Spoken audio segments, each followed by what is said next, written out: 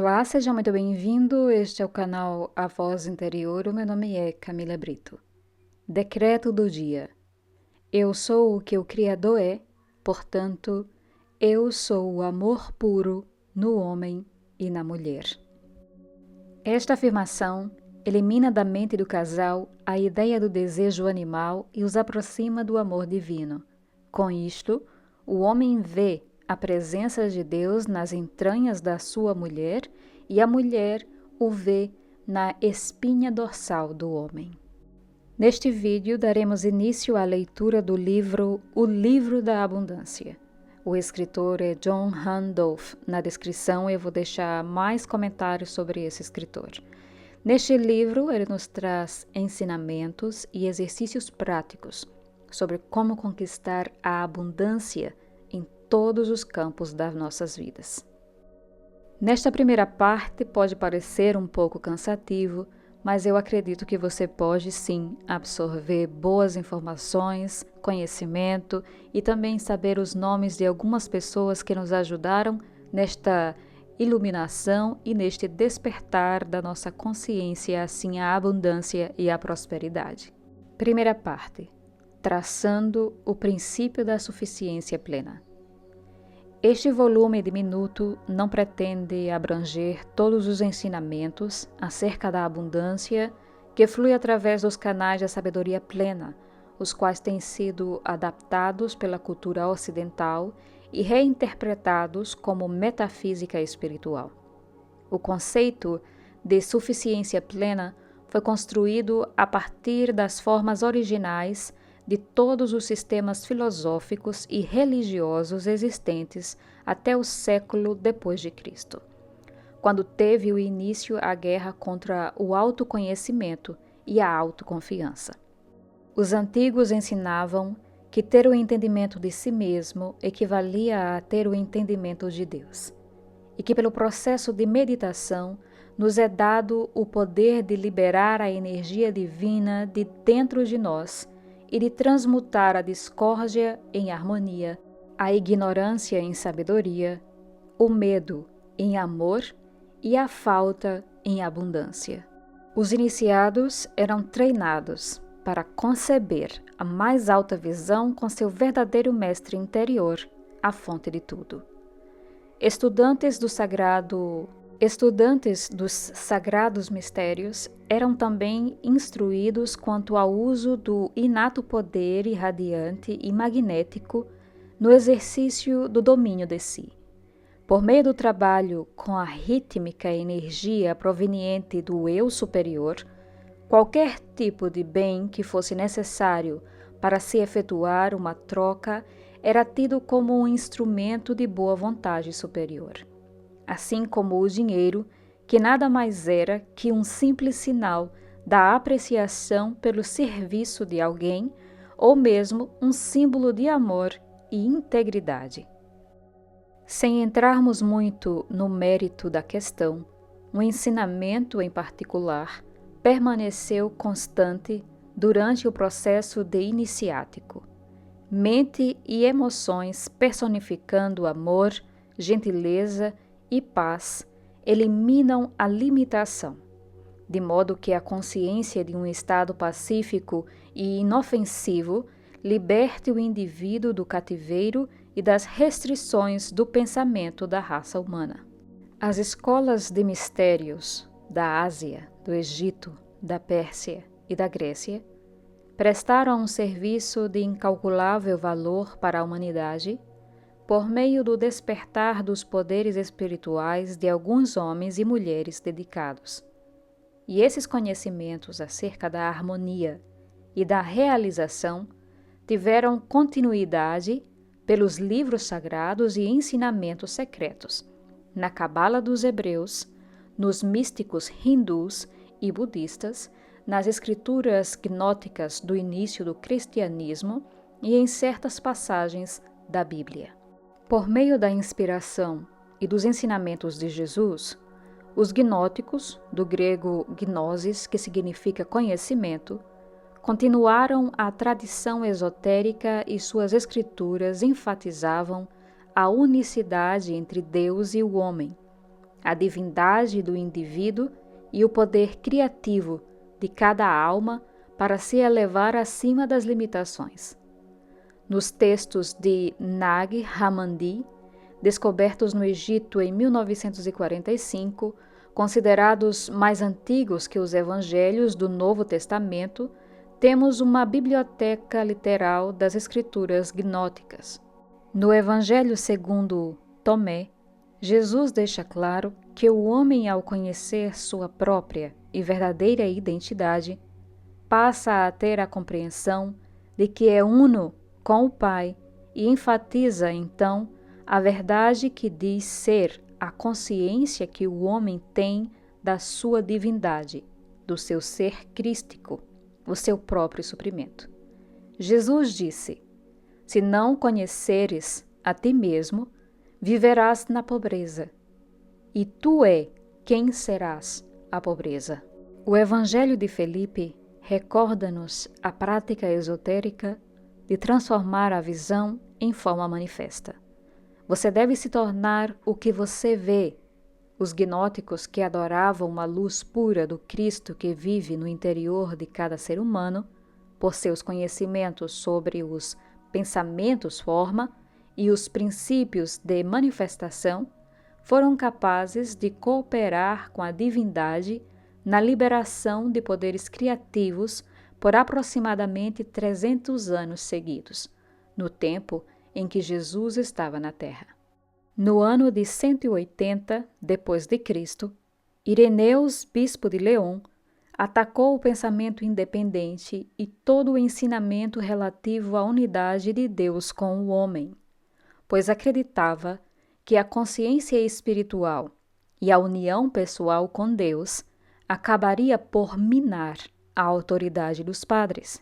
Assim, para combater o perigo, ele dirigiu sua fúria para o gnosticismo.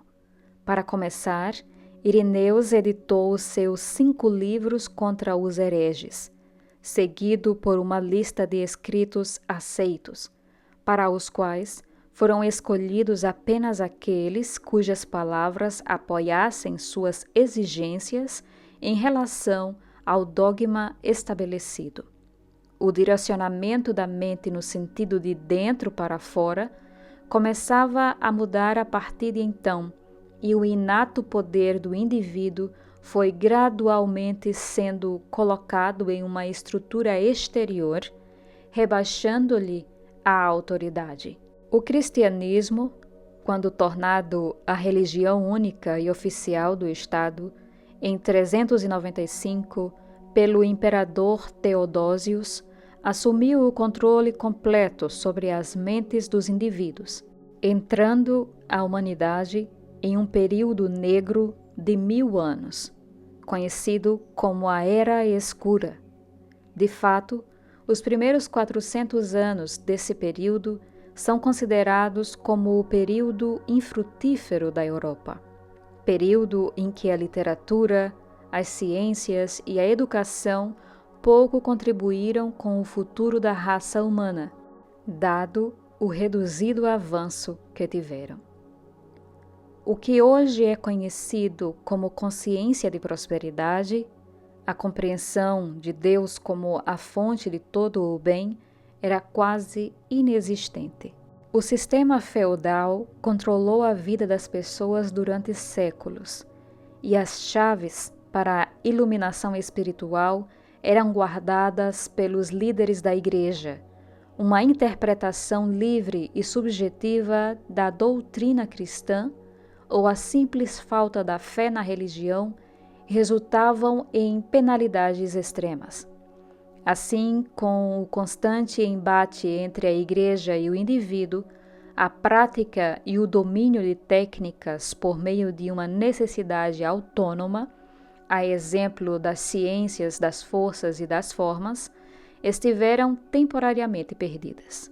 A mente ocidental foi mantida no escuro até a intuição cristã começar a se romper por volta do ano de 1500. Só então, os princípios eternos da unicidade e da unidade começaram a reemergir.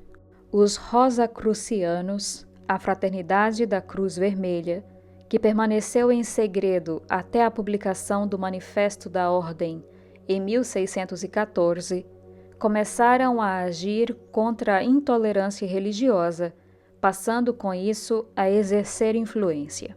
Seguindo a tradição dos egípcios antigos e dos cristãos gnóticos, os membros da sociedade secreta tornaram-se conhecidos por transcenderem as limitações do mundo físico pelo despertar espiritual, uma superação da falta pelo conhecimento da presença e da realização da vontade de Deus.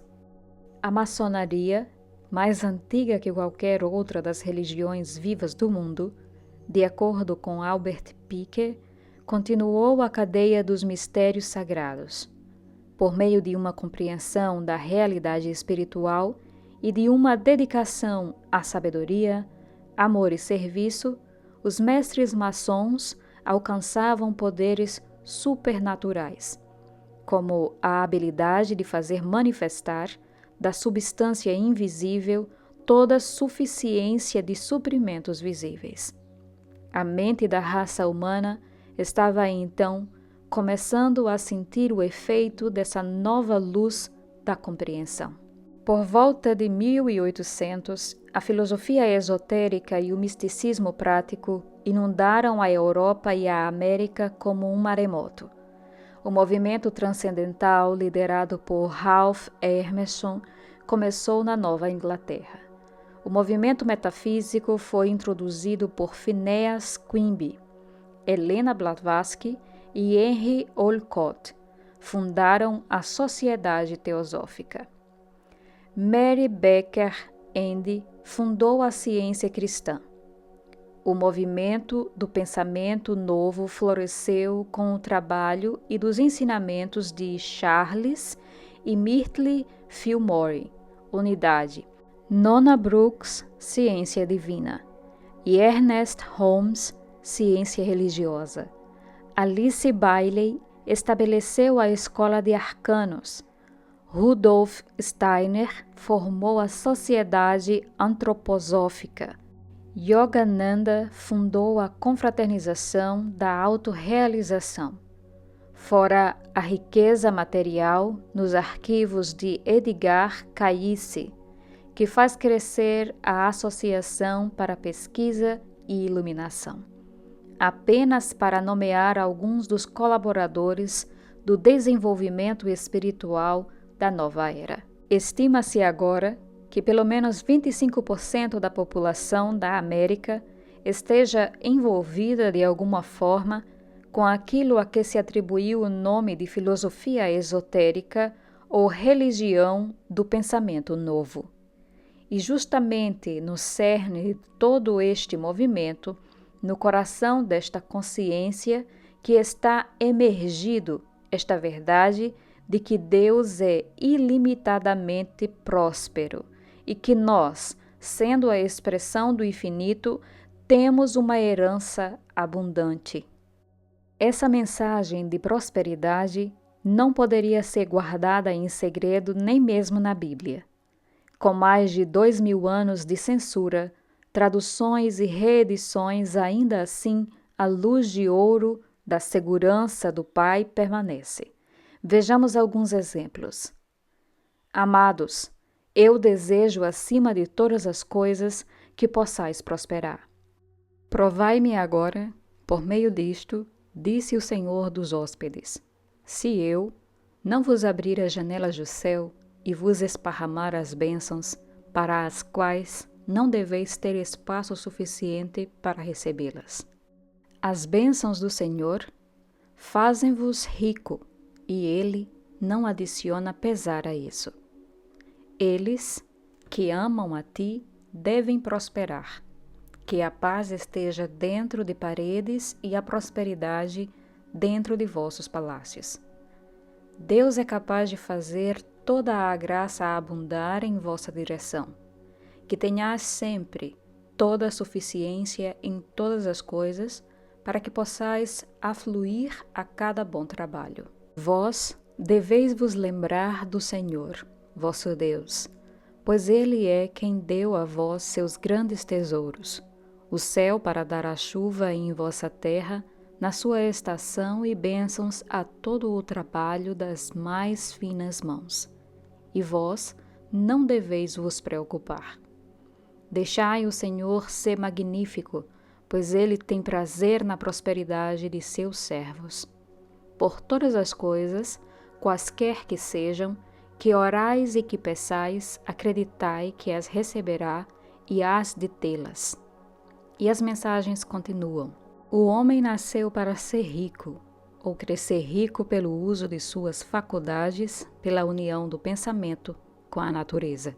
O mundo, com toda a sua beleza, felicidade e sofrimento, com sua alegria e dor, é planejado com a maior ingenuidade, na condição de que os poderes de si mesmo possam ser demonstrados na manifestação. Essa mensagem é de Anne Besant, seguidora de HPB como a diretora da Sociedade Teosófica. O que precisamos entender, acima de todas as coisas, é que Deus tem provido nossas maiores necessidades a cada minuto de nossa vida diária.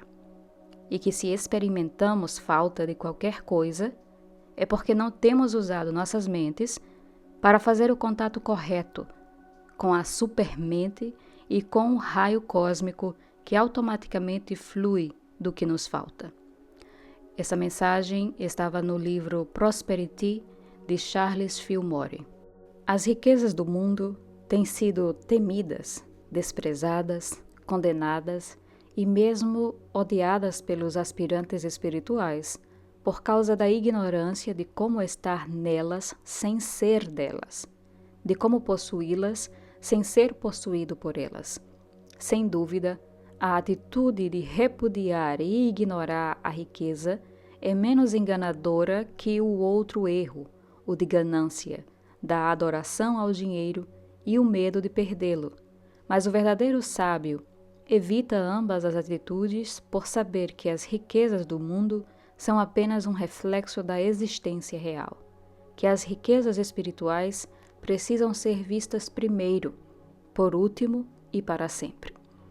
Tendo encontrado as riquezas do céu, você não pode escapar das riquezas da terra, a menos que as repudie. Prosperidade é a manifestação da substância em nossos negócios. Tudo no universo é para nós. Nada é contra nós. A vida sempre dá de si mesma. Nós precisamos apenas receber, utilizar e entender a dádiva. Sucesso e prosperidade são atributos espirituais pertencentes a todas as pessoas, mas não necessariamente usados por todas elas. Deus é o doador e a dádiva, o homem, o recebedor. Deus vive no homem.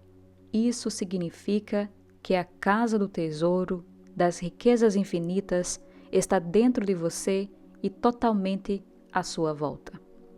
Aprendendo as leis da mente, você pode extrair desse depósito que está dentro de você tudo o que precisa para viver a vida gloriosa, alegre e abundante. Recuse-se a tolerar qualquer coisa que seja menos do que a harmonia. Você pode ter prosperidade, não importa quais sejam suas circunstâncias presentes. O homem tem domínio sobre todas as coisas quando conhece a lei superior e obedece a ela. A lei dá a você o poder de alcançar prosperidade e posição, sem infringir os direitos e oportunidades de alguém mais neste mundo. Deixe-nos aprender a pensar sobre dólares como pensamos sobre as folhas das árvores ou mesmo as laranjas, como resultado natural e inevitável da lei interna. Não há verdadeiramente necessidade de estar preocupado, mesmo quando as árvores aparentam estar nuas, desde que estejamos conscientes da verdade de que a lei, ainda assim, está operando no interior para depois manifestar os frutos correspondentes. Sem considerar o estado de nossas finanças em um dado momento, deixe-nos livre da inquietação e da preocupação, pois agora sabemos que a lei atua internamente, por e enquanto nossa consciência estiver trabalhando dentro de nós, quando estivermos dormindo igualmente e quando estivermos acordados, para nos prover de todas as coisas. Lembre-se de que dinheiro é a consolidação da amorosa e viva energia da divindade e que quanto maior a realização e expressão do amor, maior liberdade terá o fluxo interno daquilo que é necessário para levar o trabalho adiante. É o medo das condições materiais que destrói o corpo material. É o medo disso ou daquilo que inibe o canal de fazer grandes suprimentos. E as mensagens continuam e continuarão até a verdade ficar registrada na consciência de cada alma, pois os pensamentos de falta e de limitação têm que ser erradicados da mente da raça humana. A verdade e a lei. Primeiro, seu mundo externo, de forma e experiência, é um reflexo de seu mundo interno, de pensamentos e sentimentos. Assim abaixo, tal qual em cima, assim por fora, tal qual por dentro. Esta é a lei. 2. Quanto mais conscientes você estiver da sua divina presença, mais a divina presença preencherá a sua consciência. Esta é a lei. 3. Quanto mais profunda for a sua compreensão do Espírito, como sendo a fonte, a substância e a ação necessárias ao seu suprimento, mais permanentemente esta verdade será gravada em sua consciência. Esta é a lei. 4. É a sua consciência espiritual, o conhecimento da presença de Deus dentro de você, enquanto realização total e completa, que interpreta a si mesmo em cada forma e experiência em seu mundo. Esta é a lei.